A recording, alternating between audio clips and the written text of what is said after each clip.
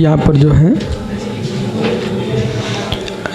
आचार्य प्रवर भगवद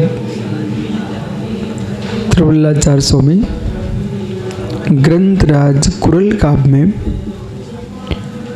106वें परिच्छेद में भिक्षा की व्याख्या कर रहे हैं। श्रेष्ठ ये है, पुनः पुनः बार बार यही कहूँगा,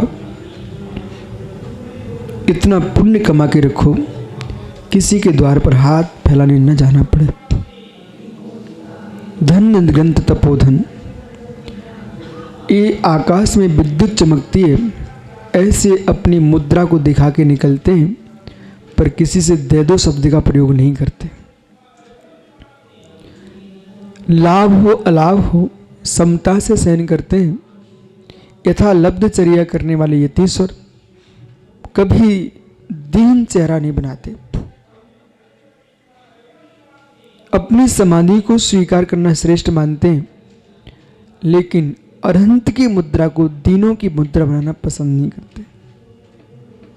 विशिष्ट बात यह है सुब्रत सागर जी, दुख के दिनों में किसी व्यक्ति को नजदीक नहीं लाना चाहिए।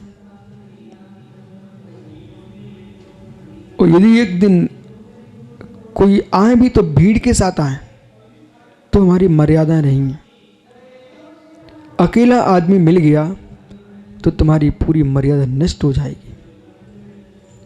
अब समझ में गहरी में बोल रहा, आपको कोई परेशानी है और 4 लोग इकट्ठे आए, महाराज जी ठीक हो, तो आप यही कहोगे ठीक है।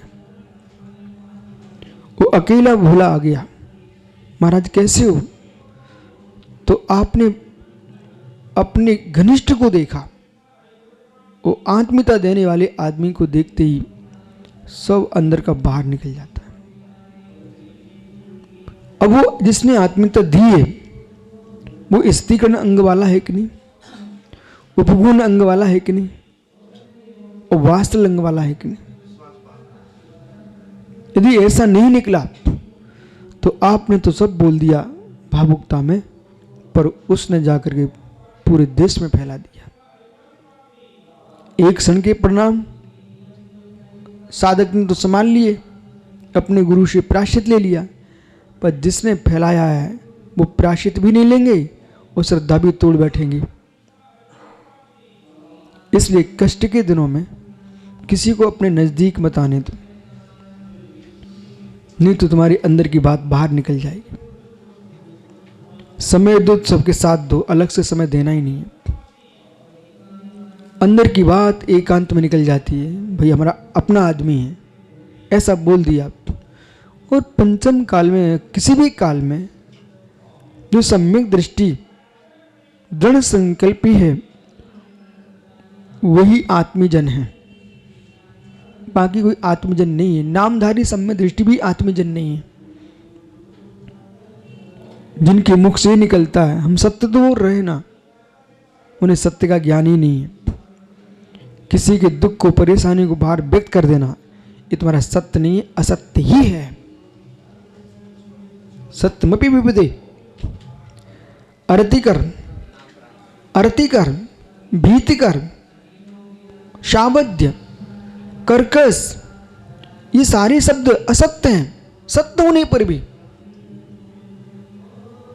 एक लवालब धर्म से भरा हुआ जीव और हर धर्मात्मा को अपना मानता हो, तब तुम धर्म का पालन कर सकते हो, करवा सकते हो। अपनी कसाई को परवस्तु मानो और पर की कसाई को भी परवस्तु मानो, तभी तुम व्यवहार धर्म पालन कर पाओगे, निश्चय में प्रवेश करने का मन बना पाओगे। देखो, आपको मैं अच्छी गहरी बात बोल रहा हूं, अपने दुख के काल में किसी को पास मत रहने देना।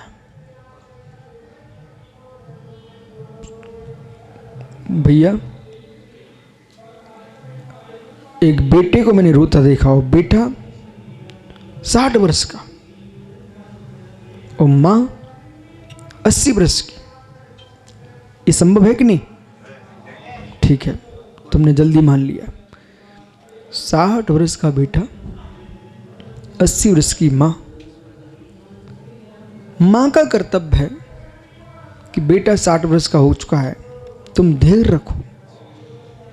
60 वर्ष के बेटे के बारे में मां ने अब्बा फैला दी। वो खेत की मेड़ पर बैठा बैठा रो रहा।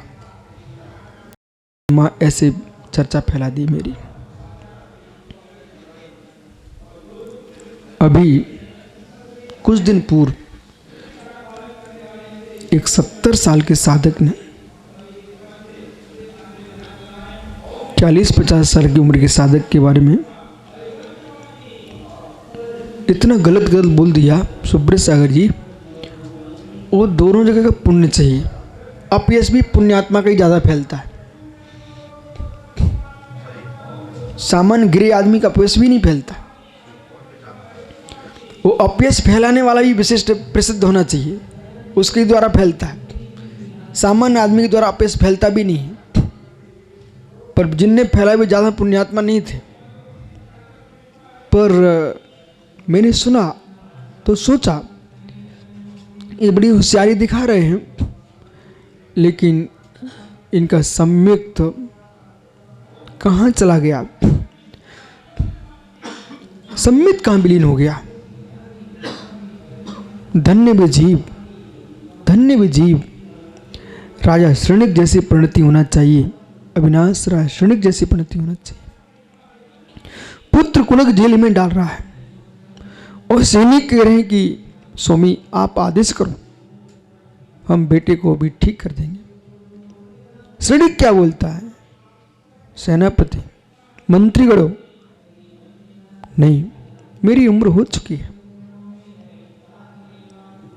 इसके हाथ से मनु स्वयं मरने वाला हूं, लेकिन आप इसे मत मारना, ये भविष्य का तुम्हारा सम्राट है। ओहो हो, भविष्य का तुम्हारा सम्राट है। ऐसे किसी भी गण का, किसी भी संघ का, किसी भी गक्ष का कोई भी त्यागी हो, युवा है, सुंदर है, प्रभावक है, तुम ये मत देखो ये कैसा, तुम ये देखो, ये देखो, पूरे देश में देखो। आपको मालूम, महासभा ने आज से 25 साल पहले एक बड़ा काम किया था कि हमारी एक जैन समाज में एक समाज थी, उसकी संख्या पूर्ण समाप्त हो, एक सदस्य बचा। उन्होंने दूसरे समाज के लोगों को उसमें जोड़ करके उस समाज की रक्षा कराई, उस समाज की रक्षा कराई। अभी दिगंबर जैन चित्तौड़ा समाज, उसी संख्या बिल्कुल न्यूनता की ओर जा रही।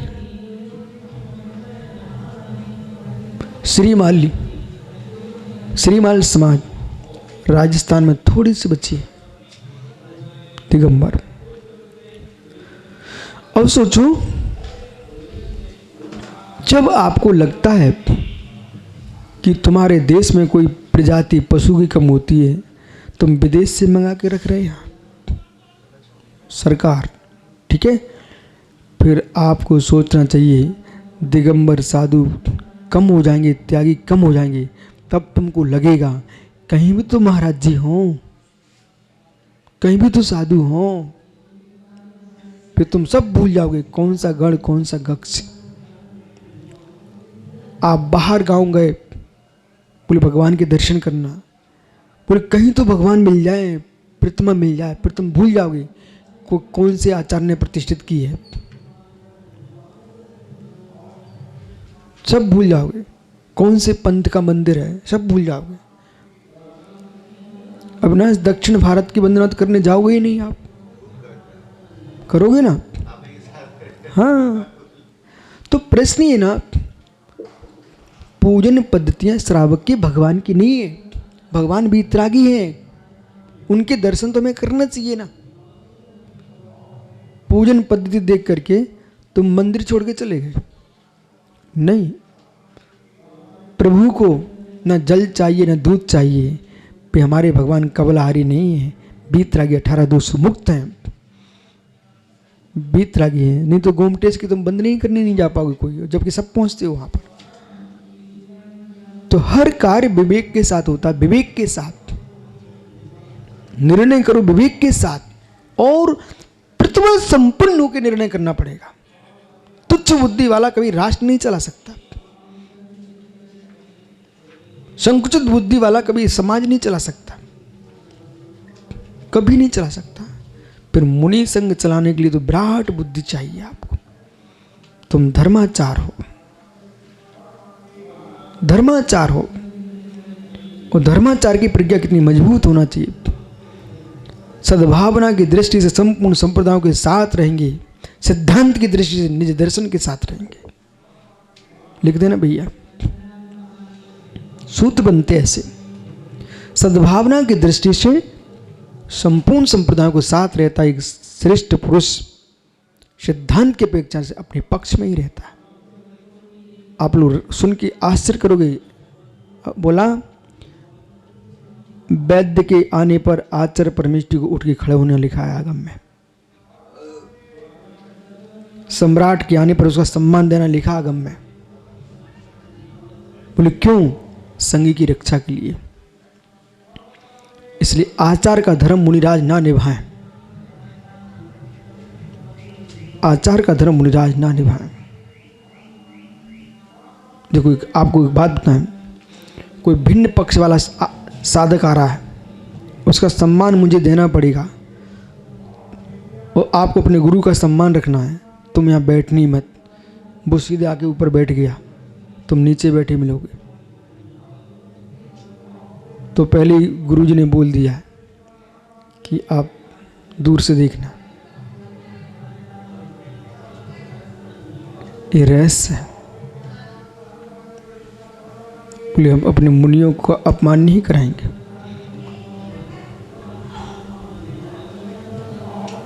कोई व्यक्ति हमारे तो नीचे बैठ रहा है पर आपके ऊपर बैठ रहा है, कैसे संभव है?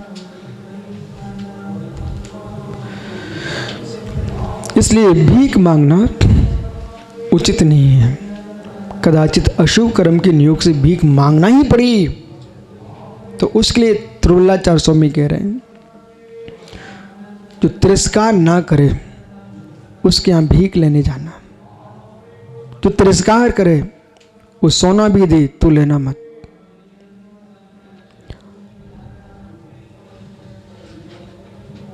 स्वप्न काले पार्श्वे याचा मेघम न जायते सुदान्योत्तदा याचा वर्ते मान वर्धनी मान वर्धने।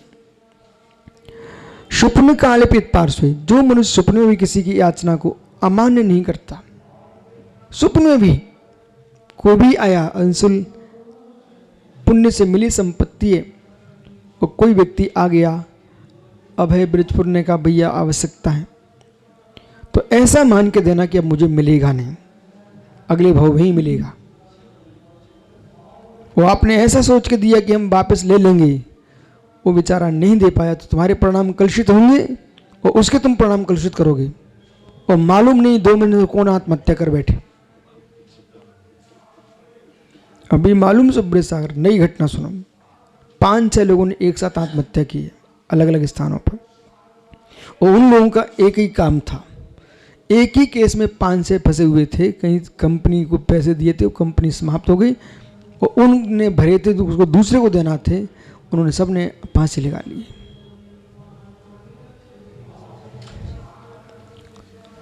तो ये बहुत बड़ी समस्या है, अपने विश्वास से दूसरे से उठाकर तीसरे को दे देना।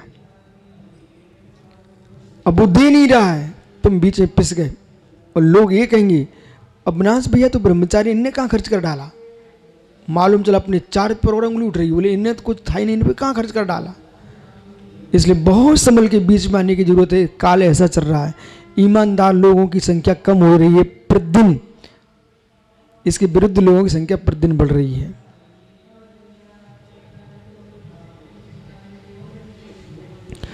तो जहां पर याचा मेघम न जायते मोघाम न जायते सुदान में तुम तयाचम बरते मानवर्धनी मानवर्धनी, जिससे सम्मान की वृद्धि हो। स्वप्न में किसी याचना को अमान्य नहीं करता, उसे आदमी से मांगना उतना ही सम्मानपूर्ण है जितना कि स्वयं देना। देखो भला आदमी देता है ना, अच्छा आदमी देता ना, तब भी अपना सम्मान महसूस होता है। देने वाला सम्मानित तो होता ही है, पर श्रेष्ठ आदमी से मांगने वाला भी सम्मान को प्राप्त कर लेता है। इसलिए अपन को ऐसे स्थान पर जाना चाहिए जिसके दान लेने पर भी सम्मान बढ़े। ऐसी जगह नहीं जाना चाहिए जहां दान लेने पर अपमान हो जाए। समझ में आ रहा भोला? अब भोला के यहाँ पहुंचे, पंडित कलमांकुर, ए भूखा भाका आया होगा, खा ले, ठूस ले ठूस ले। ओ भाई कितनी तुम रसगुल्ले खिलाओ, लेकिन तुमने भाषा क्या बोली अपमान के साथ। वहीं पर बोला, ओ पंडित जी अभाग्य मेरा, आप जैसा विद्वान कहाँ मिलते हैं। आज मेरा घर धन्य हो जाएगा, मेरे 2 टुकड़े रोटी के धन्य हो जाएंगे। आप मेरे यहाँ भोजन कर लो। जितना मीठा तुम्हारा भोजन नहीं होगा उतना तुमने उसको मीठा खिला दिया।